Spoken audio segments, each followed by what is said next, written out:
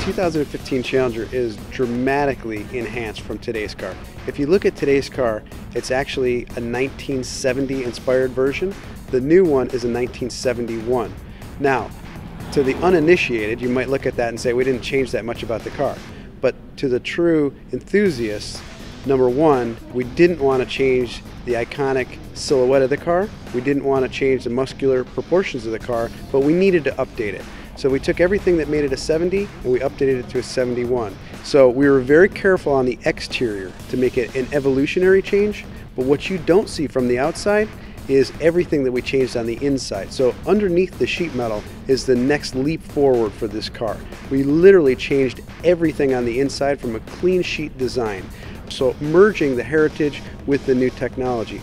Tick-tock gauge cluster, which is a very big nod to the heritage, but it surrounds a 7-inch TFT. So blending the old technology with the new technology and having state-of-the-art functionality. So it's got the latest of everything on the interior, but from the outside, it still has the very iconic proportions.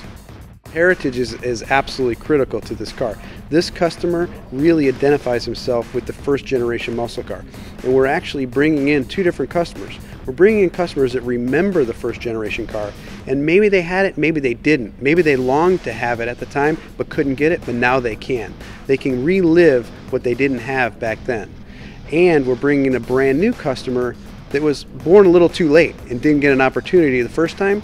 Now they have that chance.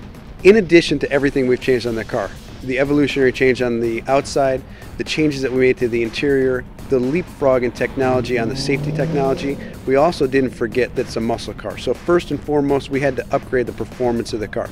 Now, back in the day, the first generation car, 80% of the people bought a manual transmission, 20% bought an automatic. And back then, a lot of the reason they did that was the automatic was not as fast as the manual. Well, today, 80% of the buyers buy an automatic and 20% buy the manual. The manual is still incredibly fun to drive, but the automatic, now with an 8-speed in every Challenger, is actually faster than the manual. I have the luxury of being able to drive both, and I will tell you, these new cars are far superior to the old cars, and you can only say that if you own one. But driving my 71 is like driving a stagecoach compared to these cars. The performance of the new cars is amazing. Doesn't mean I'm going to get rid of the old one. I love the old one. It's something that you can't get.